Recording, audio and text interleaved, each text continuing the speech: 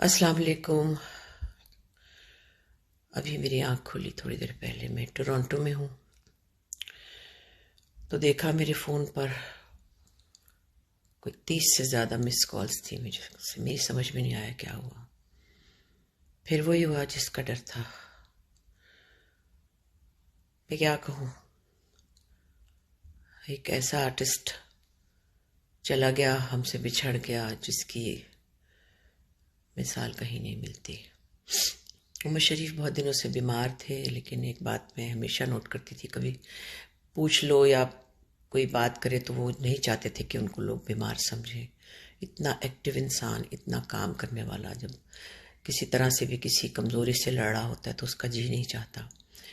اور بہت عرصے تک عمر نے پتہ نہیں چلنے دیا لوگوں کو، عوام کو، قریبی لوگوں کو تو پتہ ہی ہوگا کہ وہ بیمار ہو گئے تھے، کبھی بیمار رہتے تھے۔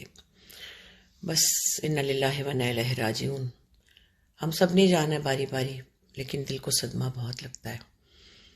اور ایسے بس دل ایک دھمک سی پڑ گئی دل میں کہ یہ بھی ہو گیا۔ اللہ کے درجات بلند کرے۔ مجھے بہت سی چیزیں یاد آ رہی ہیں۔ جب میں نئی نئی کراچی آئی تھی اسلام آباد سے، تبھی تھیٹر میں ایکٹنگ کرتے تھے، اور میں نے نہیں دیکھا تھا کہ وہ کس طرح کا تھیٹر تھا، بہت ہٹ تھا، بہت پاپولر تھا۔ لیکن پھر جب سٹیج شوز میں آنے لگے تو میری ملاقات ہوئی، تو پھر میں نے دیکھا کہ ایک پھرتیلا انسان، ایک ایسا سپونٹینیس آرٹسٹ جس کی بات کا کسی کے پاس جواب نہیں ہوتا تھا، اور پھر سیلف میڈ، جس کو پی ٹی وی کے گیٹ سے اندر نہیں آنے دیا گیا تھا، اس نے اتنا نام کمایا کہ جو مثال قائم کی اپنی۔ اور میں بہت اپریشیٹ کروں گی سندھ گورنمنٹ کو۔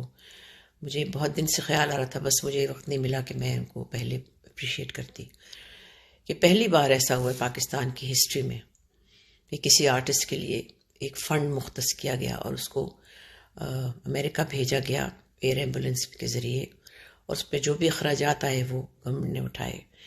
یہ بہت اچھی بات ہے۔ آرٹسٹ آپ کی سوسائٹی کا ایک اہم حصہ ہے۔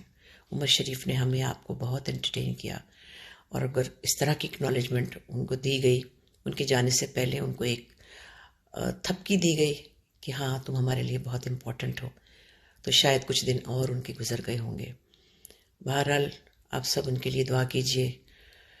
میں بھی دعا کرتی ہوں اللہ تعالیٰ سے کہ اللہ بھی اسے پیار سے رکھے اپنے پاس۔ میری آخری دفعہ بات ہوئی تھی جب میری بہن سنبل کا انتقال ہوا تھا، اور پھر میں نے کہا تھا کہ میں آؤں گی تمہارے پاس۔ مجھے لگا کہ شاید وہ اتنے موومنٹ میں نہیں ہے، لیکن مجھے ایک دم سے عمر نے کہا کہ نہیں میں آؤں گا آپ کے پاس، آپ جب فارغ ہوں گی مجھے بتائیے گا، میں آؤں گا آپ کے پاس، میں آؤں گا۔ تو مجھے اس پہ یہ لگا کہ وہ یہ نہیں چاہتے کہ ان کو کوئی کمزور سمجھے، لیکن بہرحال سب کو جانا ہے، اللہ تعالیٰ وہاں کا چین نصیب کرے۔ خدا حافظ عمر شریف۔